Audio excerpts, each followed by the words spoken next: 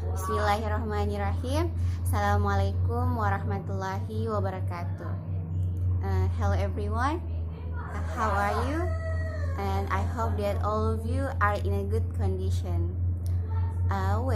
Today in this counseling on education subject, I'm from the sixth group. We will deliver about behaviorism theory and Gestalt theory. So before that, let me introduce myself.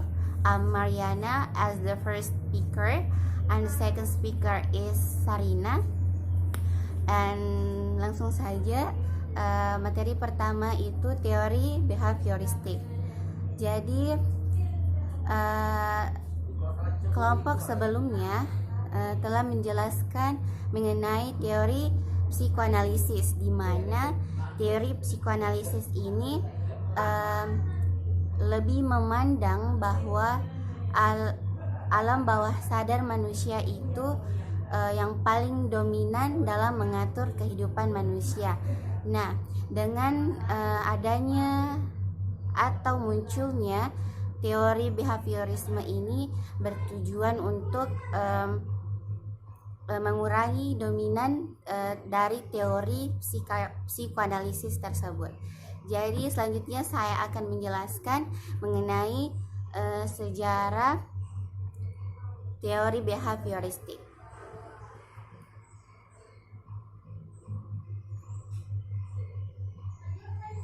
Jadi sejarah teori behavioristik ini muncul akibat adanya penolakan dari aliran strukturalisme. Jadi pendekatan strukturalisme ini berpendapat bahwa mental, pikiran, dan perasaan seseorang dapat ditemukan jika kita bisa memahami perilaku manusia tersebut. Dan pada saat itu juga muncullah teori introspeksi. Jadi dengan pendekatan behaviorisme ini tidak sependapat dengan teori yang dimunculkan atau yang dikembangkan oleh aliran strukturalisme, karena behavioris menurut para ahli behavioris, metode introspeksi tidak dapat menghasilkan data yang objektif karena kesadaran menurut para behavioris adalah sesuatu yang dubious, artinya sesuatu yang tidak dapat diobservasi secara langsung atau secara nyata. Selanjutnya saya akan jelaskan mengenai beberapa ahli dari behavior. Yang pertama itu Ivan Petrovich Pavlov. Nah, Ivan Petrovich Pavlov atau biasa dipanggil Pavlov merupakan warga yang berasal dari Rusia dan melahirkan teori ini. Jadi teori Pavlov ini dikenal atau telah menciptakan psikologi yang namanya psikologi refleks atau psikorefleksiologi, yaitu pendekatan yang lebih menekankan kepada berbagai perilaku yang sifatnya refleks. Selanjutnya ada ahli behaviorisme, selanjutnya ada Edward Lee Thorndike. Jadi konsep yang dikembangkan oleh Thorndike lebih menekankan kepada aspek fungsional, karena proses mental dan perilaku seseorang terhadap lingkungannya. Berdasarkan konsep yang ada pada Thorndike, dipandang sebagai tokoh lebih jadi tokoh Edward Lee ini tokoh yang lebih bersifat fungsional. Jadi berbeda dengan Pavlov tadi yang behaviorisnya itu sifatnya asosiatif. Selanjutnya ada Burrhus susah namanya, Frederick Skinner. Jadi Skinner ini merupakan tokoh dalam bidang pengkondisian operan atau operant conditioning. Sebagai temuan yang berharga bagi Skinner, untuk bisa menguasai pengkondisian ini, maka kita harus memahami perilaku operan dan perilaku respons. Selanjutnya ada John Brothers Watson. Jadi menurut Watson, perilaku yang dipelajari adalah perilaku yang diamati, bukan kesadaran, karena kesadaran merupakan sesuatu yang dubious. Seperti yang saya jelaskan pertama, yaitu sesuatu yang tidak dapat diamati secara nyata. Jadi metode-metode yang ditekankan oleh Watson lebih menekankan kepada kajian tentang binatang dan anak-anak, seperti kajian yang dilakukan mengenai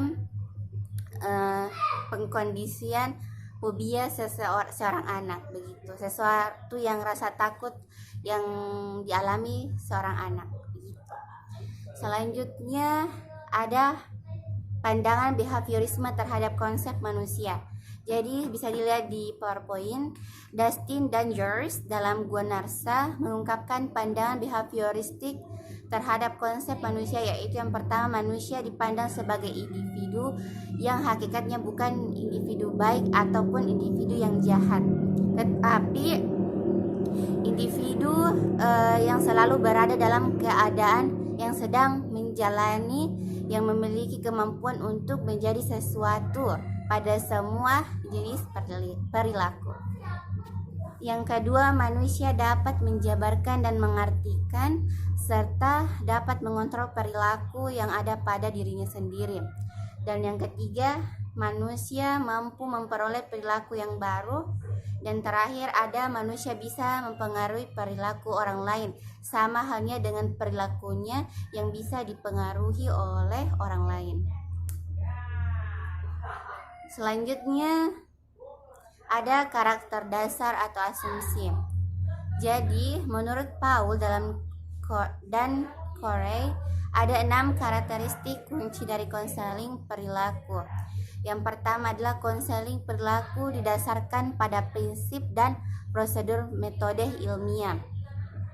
Kedua, transaksi konseling perilaku dengan masalah konseling dan faktor yang mempengaruhi si konseli ini. Yang ketiga, konseli yang terlibat dalam pendekatan behaviorisme diharapkan dapat mengasumsikan peran yang jelas dan nyata untuk menangani masalah mereka. Selanjutnya ada pendekatan ini mengasumsikan perubahan dapat berlangsung tanpa wawasan dinamika. Terakhir ada fokusnya adalah pada menilai perilaku terbuka dan rahasia secara langsung, mengidentifikasi masalah dan mengevaluasi perubahan, serta intervensi perilaku secara individual yang disesuaikan dengan masalah spesifik yang dialami oleh konselir agar bisa terobati. Mungkin itu saja yang dapat saya jelaskan mengenai behaviorisme teori. Jadi kurang dan lebihnya mohon dimaafkan. The last I say, wassalamualaikum warahmatullahi wabarakatuh.